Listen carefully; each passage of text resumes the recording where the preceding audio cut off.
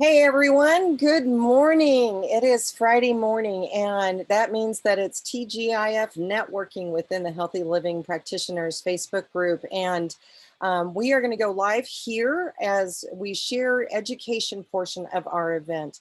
And I am so excited today to introduce everyone to the topic of emotional resolution featuring Heather Rikowski with Emotional Resolution KC. And Heather, with that, I'm going to turn it over to you. Great, thank you. Like she said, I'm Heather Rutowski. I'm a certified emotional resolution practitioner.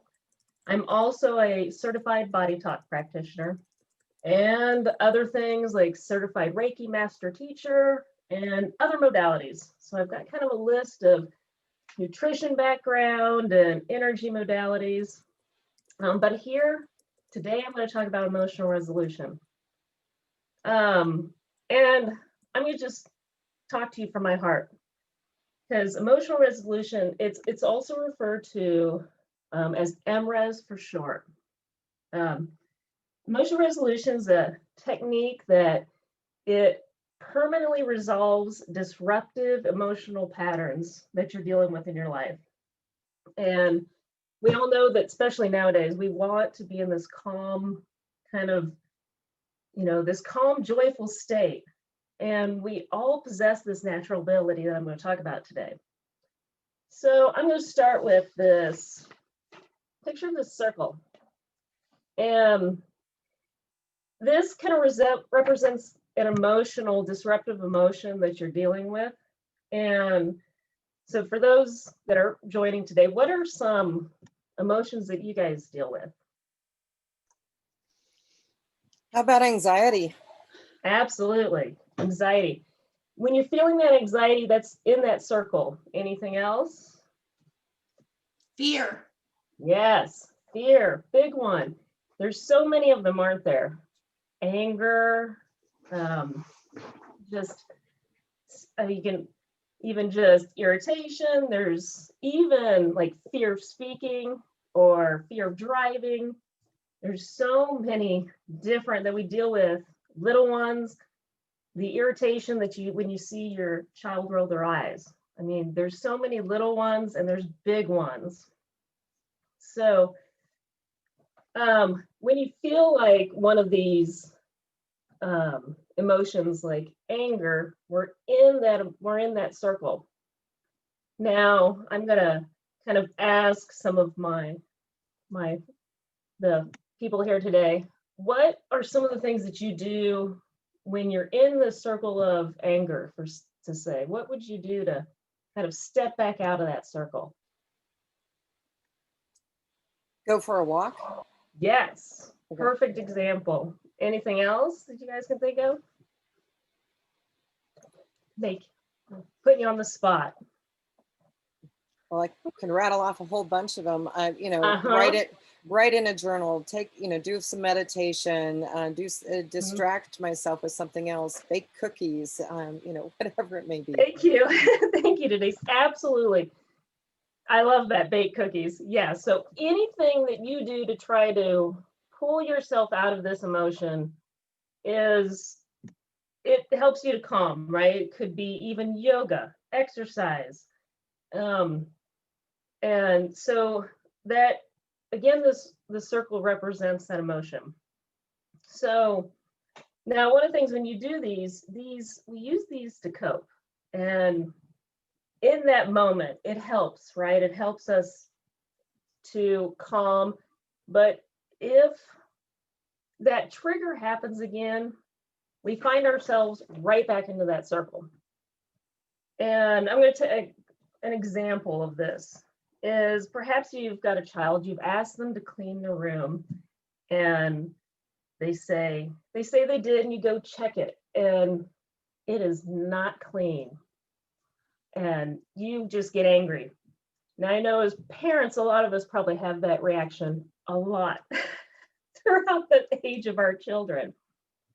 Now, and maybe you feel like they've lied to you and you get angry, you find yourself in that circle. Okay, so I'm going to go calm myself.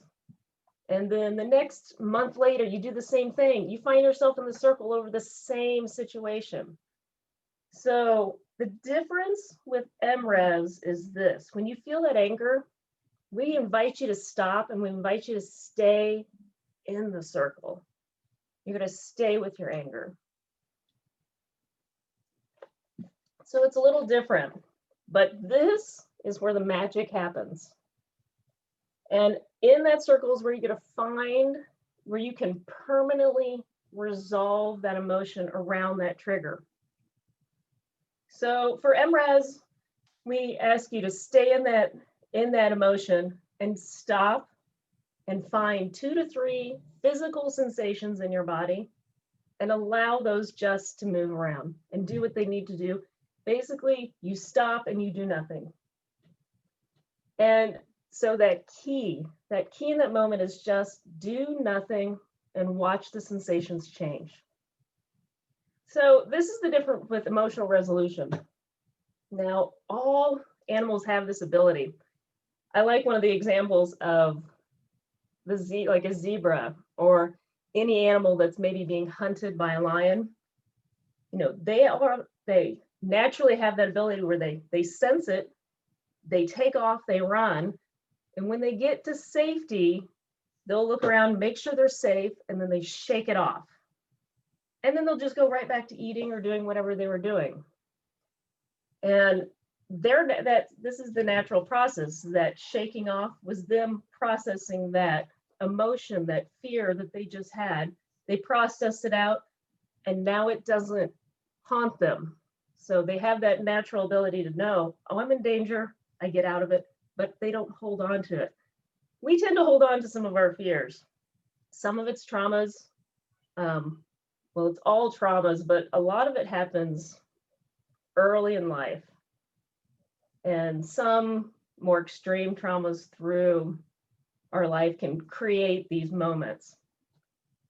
Now, for this technique, I teach emotional resolution in a class. I teach people how to do this technique on their own in like the moment they are having an emotion.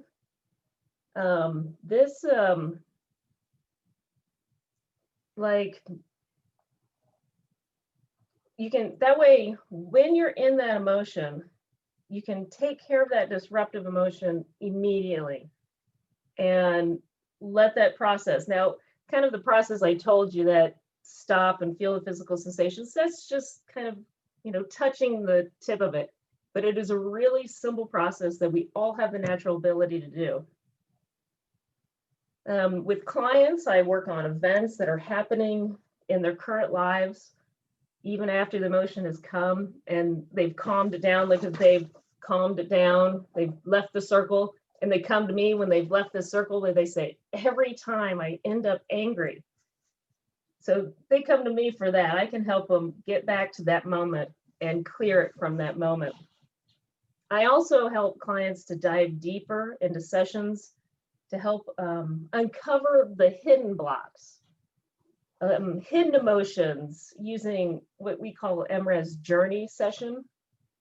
These are really great for physical symptoms, chronic ailments, even, you know, chronic illnesses or chronic pains or long things like anxiety. Anxiety is a big one for a lot of people, depression, addiction even. Let's see. And I've worked with many situations from small to large. And that's why I like the self-emotional resolution. It's really important for people to learn how to do this technique on their own. One of our desires as an emotional resolution practitioner is we want to spread this to the world. We'd love to see kids doing this, learning this in school. And the kids I've worked with, they do it so quickly. It's so amazing. They'll be like, I'll be like, where do you feel that at? Here, here, here. Okay, just let it change. Like, it's gone. And they're so fast. It's beautiful. I've worked with kids younger than 9 and all the way up to 91 so far as my oldest. My 91-year-old is as quick as a child to resolve it. So that was beautiful.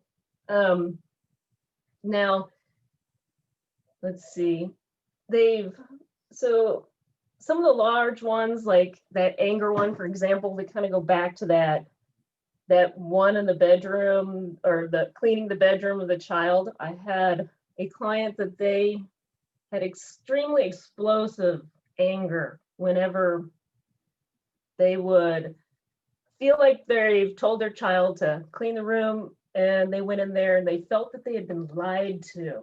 They just explosive anger. One session was all it took. And although the child did the same thing again, there was never another explosive reaction.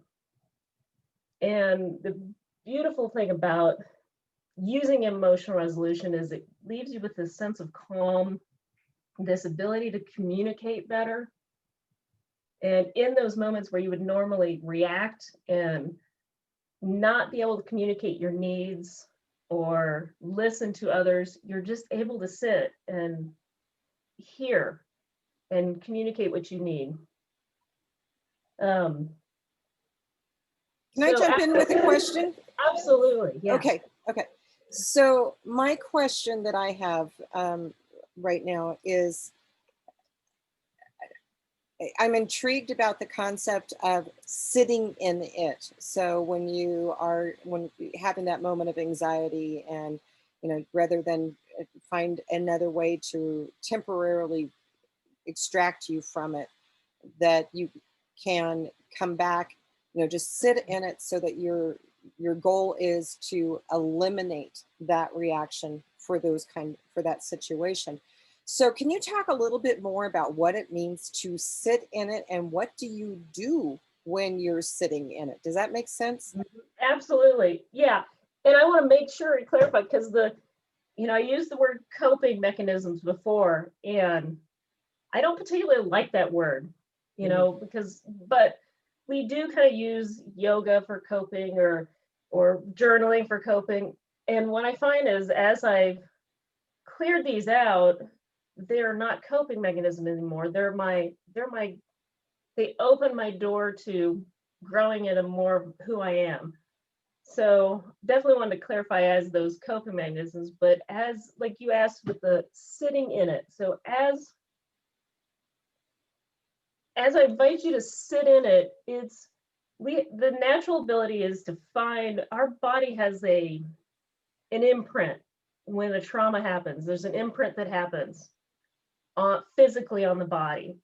And what we don't do is we don't usually watch that. We don't watch it and let it move through.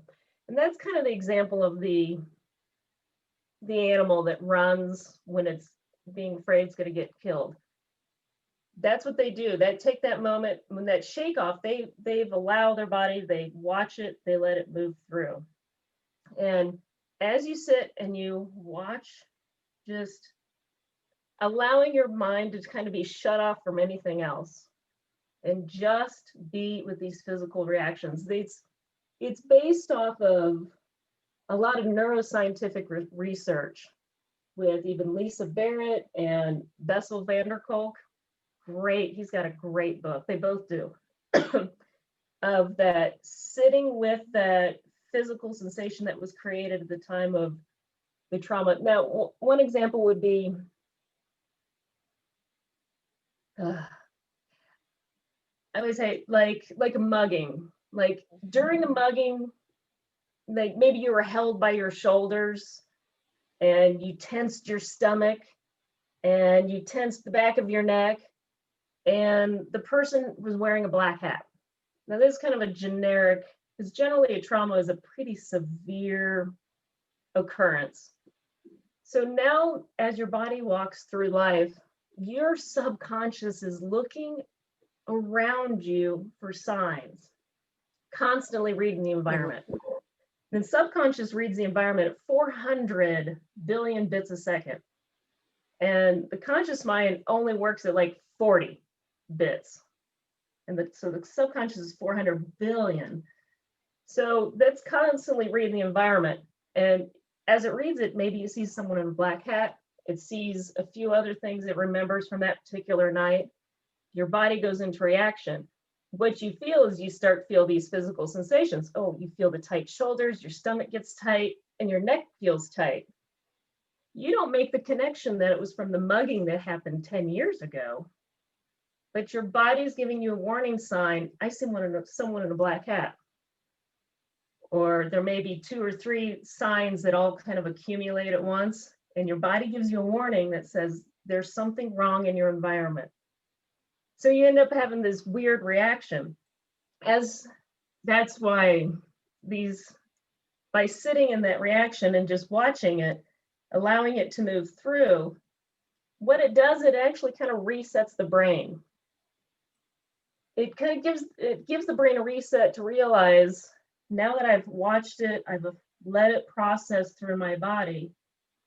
And now my body understands that just because I'm looking at this person with a black hat, they're not necessarily dangerous. And so then, and that's kind of how it resets. So the next time you see the black hat, you don't get this visceral reaction anymore.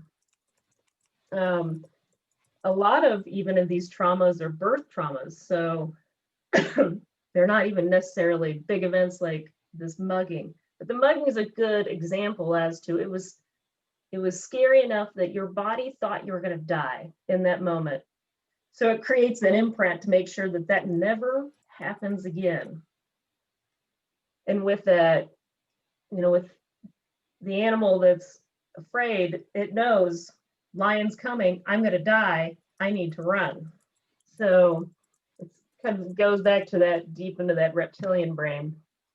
Did that answer that question, or is there anything else? No, I think that answered that question. So I'm, this is a unique concept. It is.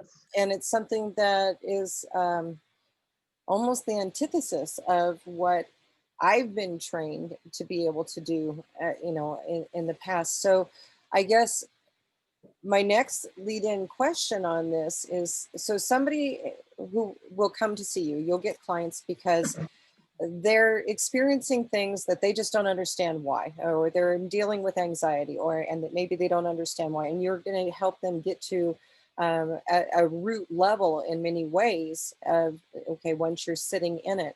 So really the person who's coming to you is just saying, hey, Heather, something's going on, I don't know what it is. You say, let's give you this new skill that you can be working on at home. And from a practitioner point of view, it might be a good collab, because we're always talking about collaboration in these TGIF networkings, is how do we work with other things? And let's just say we've got a health coach who is working with a client that they can just sense that there is a stumbling block there, that they just keep repeating the same thing over and over again. So in that particular case, they might say, I've got somebody who I think you need to have an initial consultation with. You need to have a conversation with Heather and find out if maybe what she does can help you, so that we can help you further your goals with what I'm working with you on. Is that true? Did I do that right? Oh, absolutely. And that it actually made me think, the way I found this was I was starting to have anxiety attacks every time I worked out. Not anxiety attacks, but I knew I could feel I was getting closer and closer to one. And someone calls me and says, you want to try this emotional resolution? I was like, sure. So I went to that fact of how, as I'm working out, I get to that point. Well, now we cleared it, and I never had that reaction ever again. Now, was I reacting to the workout, or was it was actually, we had figured out through the session, it was triggering something in my past that I was having. My subconscious thought I was in a dangerous situation. But what is so nice about emotional resolution is that we don't ever work on traumas. We don't go back to the trauma event. We don't actually, it's not healthy for someone to have to bring up the mugging or rape, or that's not good. What we do is we hit, how does it affect your life today? You know, is it and whatever it is, I'm having anxiety driving, I'm having an anxiety when a man walks close to me. And we hit the moment of how is it showing up in your daily life in the last day or week? And because we know that trauma probably did something, but it doesn't help to go back to it and just fish her out of the past. Why not just go to how is it affecting your life right now? You know, and if you pull that root, sometimes the other stuff, like the thought of the past trauma, is lessened naturally. And that's kind of what we're seeing. Grief is a great one. I've done some work around my own grief, and you know, where you pull out the sadness and then you're able to truly grieve, where grievings should be beautiful. Even excess joy, someone that feels like they got to laugh at everything, that's, you know, that's even an imbalance, right? Procrastination, oh my gosh, that's a big one for people, especially around business and stuff like that. So yeah, and any other questions around that? And did I answer your question on that one? Yes, you did. Absolutely. Stephanie, do you have any questions that you want to bring up now? I just find this fascinating. You know, as you're talking, and you know, maybe you can correct me as if I'm wrong as I'm making this connection. And I'll give you my personal example. I'm someone that is in eating disorder recovery and struggles with PTSD.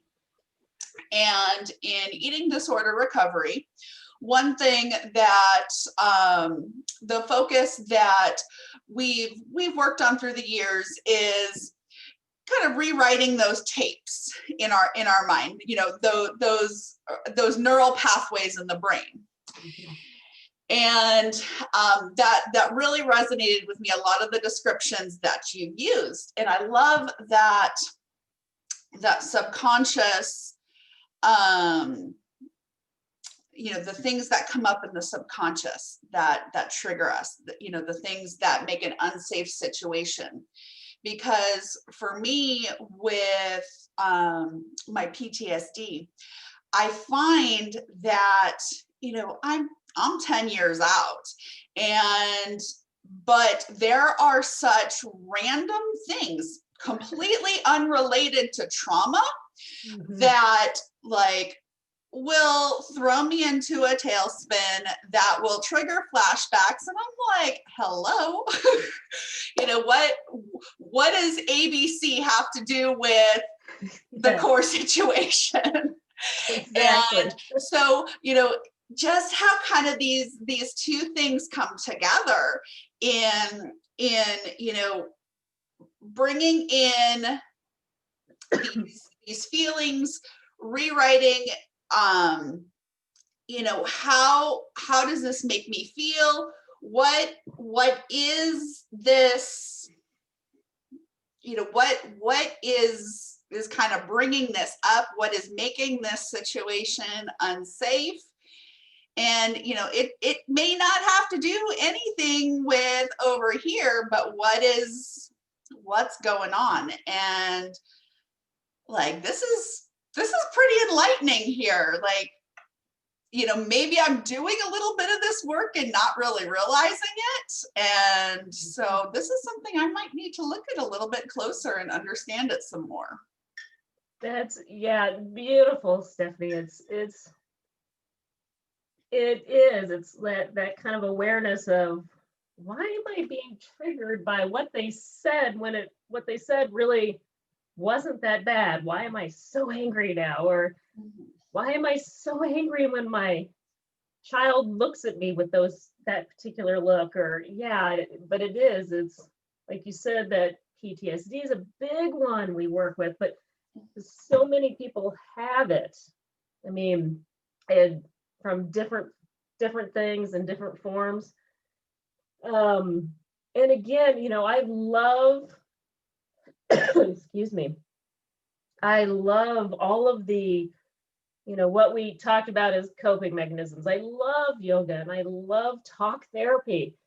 And what's beautiful is I use emotional resolution to clear out all of my anger and my anxiety and any stress that comes up. I mean, every day. And then I go to my talk therapist and I work through situations. I kind of like analyze situations. Or I open the door of, oh, that's the next thing I need to go home and work on. So I love all these other modalities. I love to then now sit and really journal with more in depth and do yoga with more in depth. And but the beautiful thing about emotion resolution is it does, I use the word permanently. I mean, when we start diving into these, it is permanent. Now, as adults, we've had a lot of stuff that's happened through our life. Although a lot of these traumas, again, are kind of birth and even in utero. But as we do clear them permanently, we are going into that root cause and resolving that. It's kind of like you go in and you pull the tree. Now, and the next one, and what's kind of beautiful, you may have a tree that's got multiple things. Like one of the examples is fear of heights. Like you go and you resolve your fear of height by standing next to a cliff and you see it makes you all anxiety. You step back, you do emotional resolution, and you realize you step back forward and and you've resolved it. You don't fear, you might not like it, but you don't have the visceral reaction that you feel like you're going to die and throw up. And you'll start noticing as you clear some of this stuff, other parts of your life also clear and get better. It's not maybe just this one thing. Like maybe that person with the anger against their child over that, they might not have any more violent reactions at all.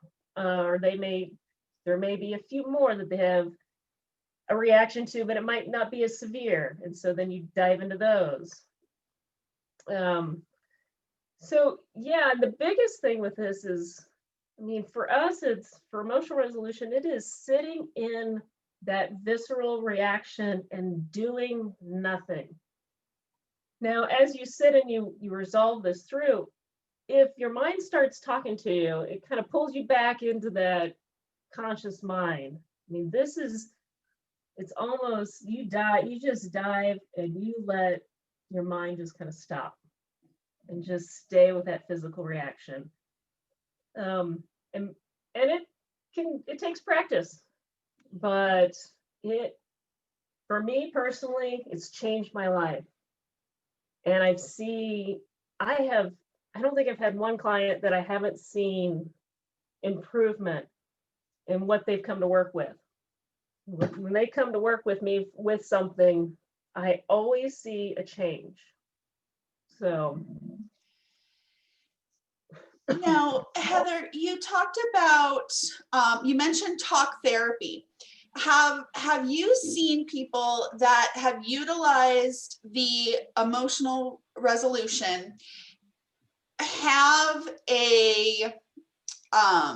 maybe a better response or better success in talk therapy, kind of using those alongside each other because you're kind of using those multiple modalities to maybe take the charge out of the emotion so that you're getting a little bit more clarity in the talk therapy. You're able to process things a little bit better when you're taking that emotional charge out.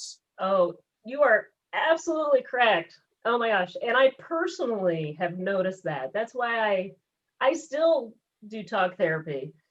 And I don't have a lot of clients that talk about that, but I have a few that have mentioned, and from what I've picked up, it just sounds like exactly the charge is gone. So now they can work with more clarity and open those other doors. Yes, I personally have enjoyed seeing how talk therapy is different now. And I have you know, I may really believe in my modalities and know that they're extremely helpful, but I also love using all the other modalities too. I think it's so important to do all of that. So I have no qualms about talking about, yes, I do see that, and even personally. Well, that sounds like it's a really good note to end on. Wow, this was really good. Heather, any final thoughts that you want to add to this? Boy, no, I can't think of any. You know, I bet about the only thing is, you know, I do teach self-emotional resolution, and it is a beautiful thing to for everyone to learn. And I know the Emotional Health Institute, that website, EHI, emotionalhealthinstitute.org. There's many times that you can even get on a really free or cheap class for self-emotional resolution. You can even contact me for it. Um, and but I find putting the two together, some sessions, so you really know how to do this, you know, so you've kind of had some sessions, and then also learning that doing both together are what I see works the best. But if you, all you can do is get on a class, yeah, do that. It's fantastic. Thank you very much for sharing this with us today. You know, I love these. We do them every single Friday. If you're watching this on the video, we do it every single Friday. You can go to the You Define Wellness Facebook page to learn more about the events, or the Healthy Living Practitioners Facebook page, or even go to our website, youdefinewellness.com. You'll find it. We've got it everywhere. I love them because we're really understanding on a collaborative basis more about other modalities, because there is not one path to well-being. It is a collaboration. As you said, you love doing multiple things. They accentuate and they help each other. And you may be going down one path, and there may be things that could help you make it better as you're on that journey. So that we're going to continue doing these every single Friday, and I hope everybody will join us for those. But for that being said, final thank you to you, Heather, and for everyone who is joining. And with that, I'm going to close this out.